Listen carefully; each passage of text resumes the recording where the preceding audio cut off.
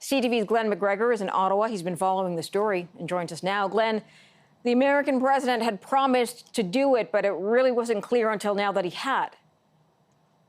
Well, it was very clear to the Prime Minister's office that he had. The Prime Minister knew about it shortly after the meeting.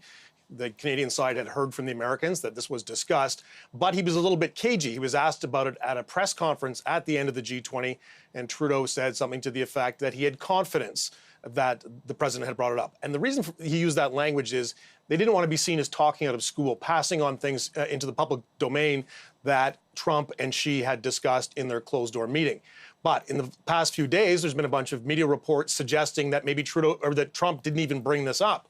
And I think the Prime Minister's office and others in government felt they had to kind of squash that and make it clear that no, Trump did, as he had promised Trudeau in the Oval Office, that he did bring up the subject of those two Canadian prisoners with Xi. We don't know how long that conversation went on. The government says it was a clear and substantive reference to it. We don't know what Xi's response was, if anything, but at least the topic was broached, and Trump can say, well, I've tried. I went to bat for you guys with the Chinese, but whether or not it'll do any good, we'll have to see. Yeah, reminding people, of course, that the arrest of Meng Wanzhou was on behalf of the U.S. On an extradition order. And we also heard from Beijing related to this on Canada's use of using allies to get a message across.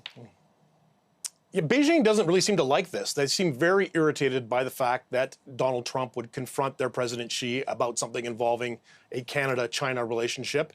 Trump also did not mention Meng Wanzhou, the Huawei telecom executive who Canada arrested on the U.S. request for an extradition to the United States. The Chinese said that this is not going to work. You just start going around to your so-called allies.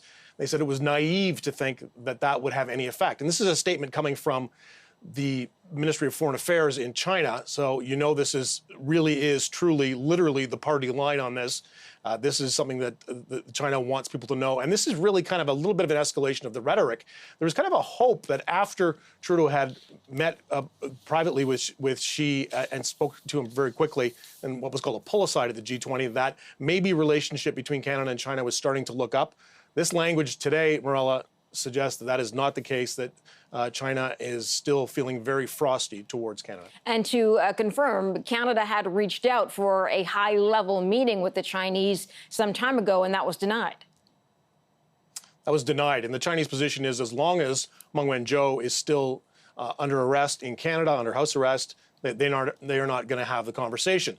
Now, Trudeau did manage to get a little bit of FaceTime with Xi at the G20 when they were posing for the leaders picture at night. He went up to him and shook his hand, and then did what they call a pull-aside, where they have just kind of a little private chat with an interpreter, because Xi doesn't speak much English.